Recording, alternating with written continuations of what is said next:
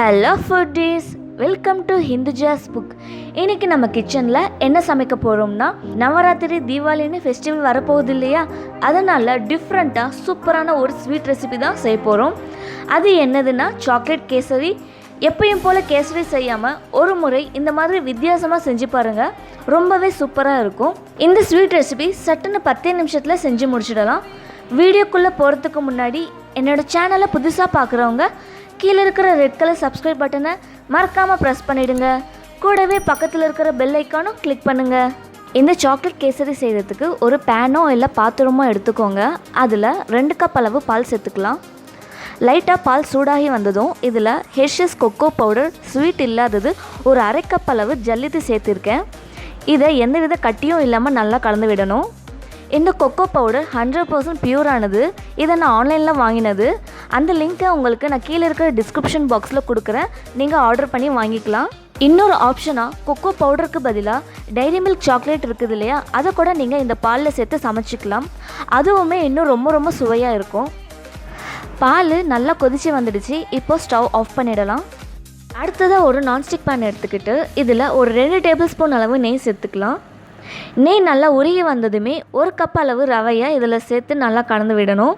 இந்த ரவை நெய்யிலே நல்லா வறுத்து எடுத்துக்கணும், அப்போ தான் நல்லா வாசனையாக இருக்கும்.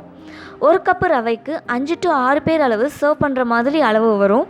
இந்த மாதிரி லைட்டாக கலர் சேஞ்ச் ஆகி வந்ததுமே பாயில் பண்ணி வச்ச சாக்லேட் மில்கை இதில் ஆட் பண்ணி கலந்து விட்டுறலாம்.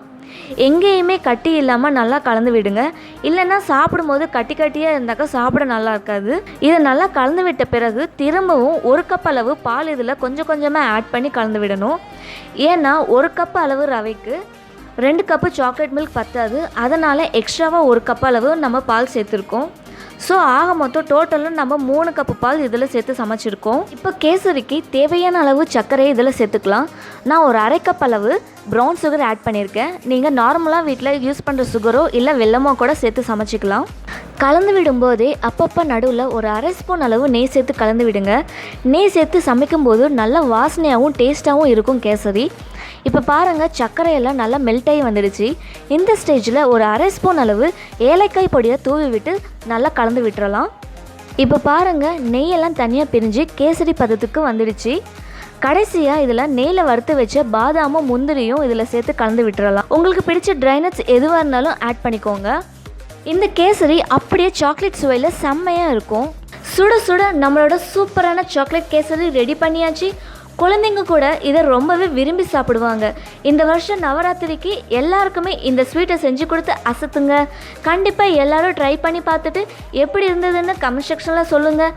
உங்களுக்கு இந்த ரெசிபி பிடிச்சிருந்துச்சுன்னா லைக் பண்ணுங்கள், ஷேர் பண்ணுங்கள், மறக்காமல் சப்ஸ்கிரைப் பண்ணுங்கள். தேங்க்யூ.